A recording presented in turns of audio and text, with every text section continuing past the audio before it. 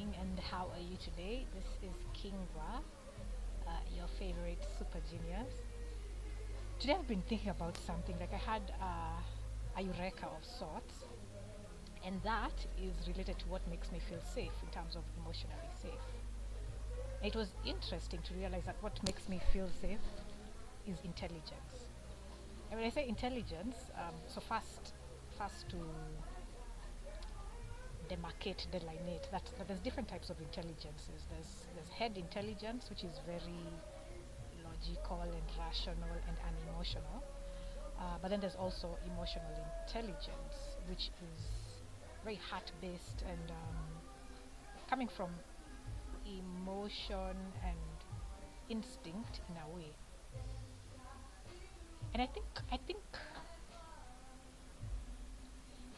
what I found interesting is to realize that for me, I actually seem to feel safer with uh, the mental intelligence rather than the heart intelligence.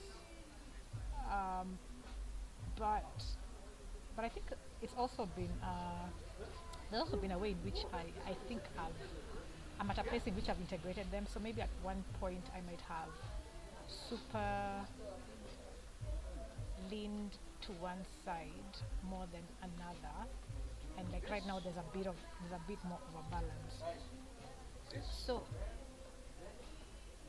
but even over and beyond that, I think I do really honor the mental intelligence a lot more. Because I notice that when I'm drawn to people, I'm drawn to intelligent people, and particularly intelligence that has shown practicality, like there has been an outcome, there has been something built or something done that you can see that clearly intelligence was used here.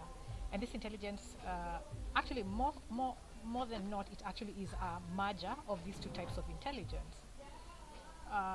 And the thing is that I think that as human beings, we all, uh, if we talk about the two types of intelligences on a scale, that we all fall along different places. So some are going to be like extreme with the mental intelligence, to even to the point that it's dangerous because extreme mental intelligence can become cannibalistic, where it loses the human part of it.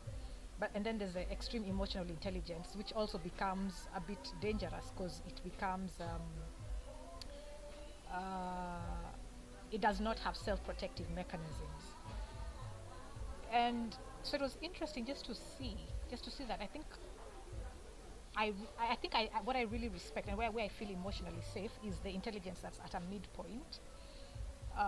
That's not extreme on either side, because I find that that is actually what is most conducive to building something stable, sustainable, consistent, and long term. That's my current hypothesis, because I really have been exploring. I've been looking at the end point of extreme mental rational intelligence and how it can become so cold, so robotic, so self-serving. It forgets about the emotional side of things. Then meanwhile the extreme emotional intelligence becomes just too flaky, disorganized, unstructured, like just a mess despite all the good intentions.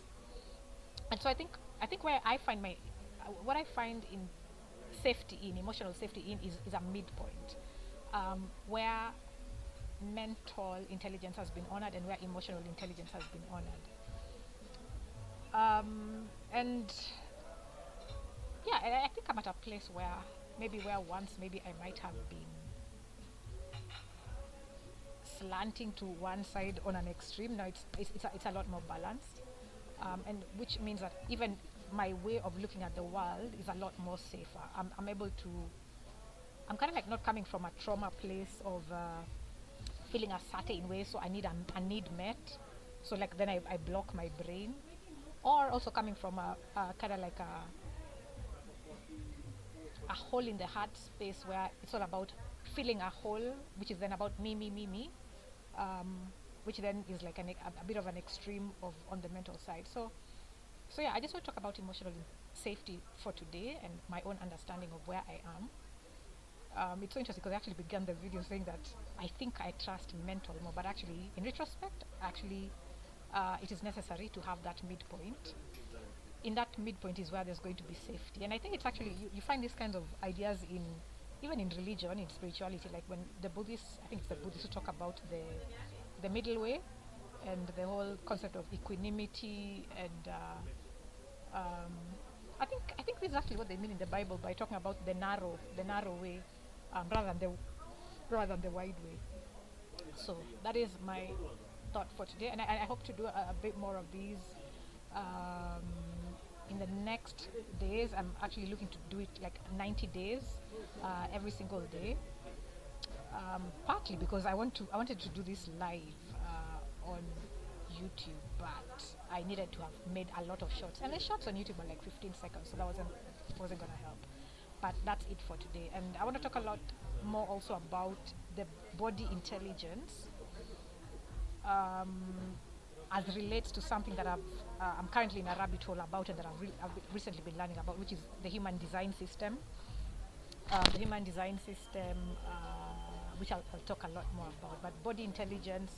And then it's interesting that the human design system also talks about the different types of intelligences that all of us have.